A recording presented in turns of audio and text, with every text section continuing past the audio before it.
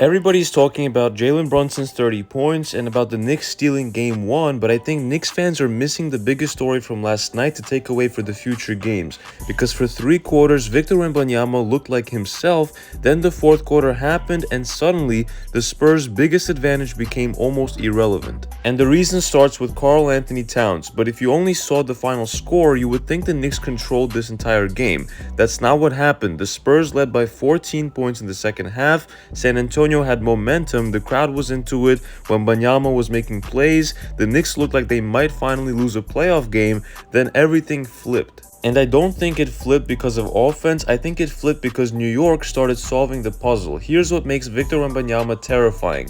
Most teams cannot attack him, you drive, he blocks it. You shoot over him, good luck. You attack the paint, he's waiting.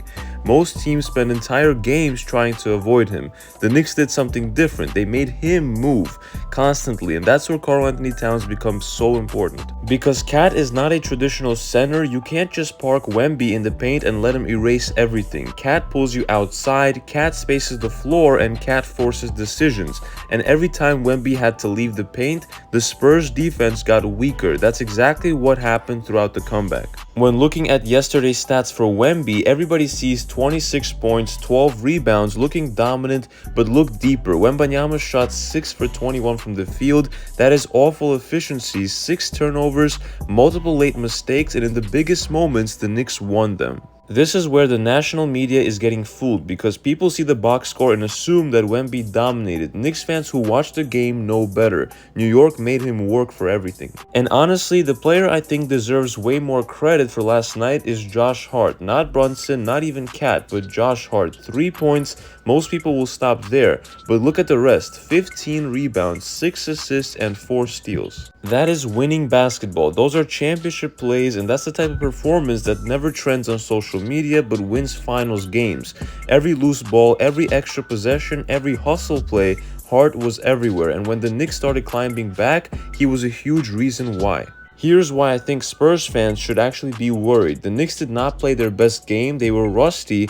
Brunson was great, but Bridges was not explosive, the bench did not go crazy, Mitchell Robinson is still playing through a hand injury, and New York still won by 10 on the road. And that's a problem, because now all the pressure shifts, not to New York, but to San Antonio. They needed game 1, now they need answers. The biggest takeaway from last night is not that Brunson scored 30, we already knew Brunson was capable of that, but the biggest takeaway is that the Knicks showed a blueprint, not to stop Wembanyama, nobody stops Wembanyama, but to make him uncomfortable, to make him inefficient, to make him defend, and to ultimately make him work for all of his shots. And if New York can keep doing that, this series may end up looking very different than a lot of people expected, including the national media. Because game 1 was not just a win, it felt like a test, and the Knicks may have already found the answer key. Now here's where things get really interesting, because I don't actually think game 1 was the hardest game of this series. I think game 2 might be, and Knicks fans know exactly why. The Spurs are too well coached, Victor Wembanyama is too talented,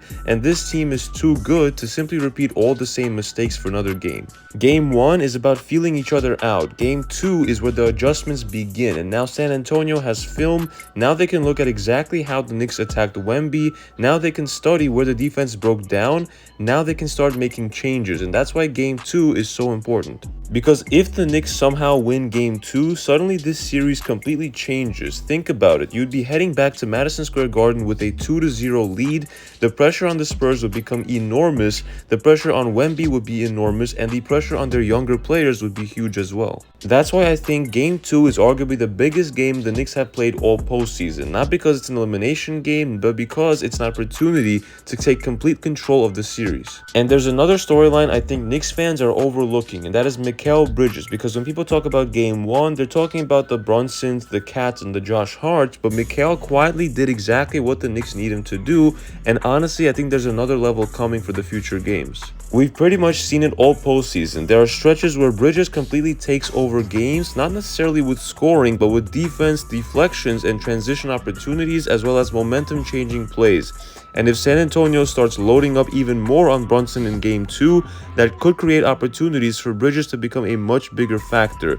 And remember, championship teams do not just have one star, they have counters, and Mikal Bridges is one of New York's biggest counters on the table. And the scary part for the Spurs is that it does not feel like we've seen his best finals game yet, but honestly, here's the biggest reason I'm encouraged after game 1. The Knicks did not panic at all. When the Spurs built their lead, the game could have gotten away from them. We've seen teams in the finals get rattled, we've seen teams start forcing shots, and we've seen teams abandon what got them there.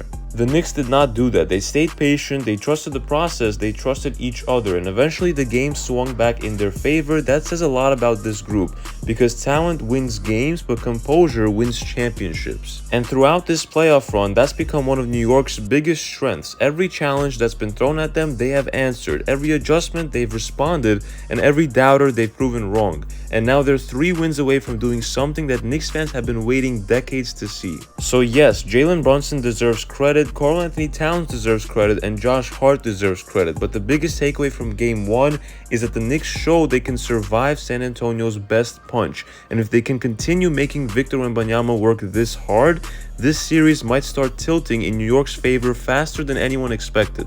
And if you enjoyed watching this video, make sure to hit that like button and sub to the channel for more Knicks news and updates you will not want to miss. It's been KNYT here, and I'll see you guys in the next one.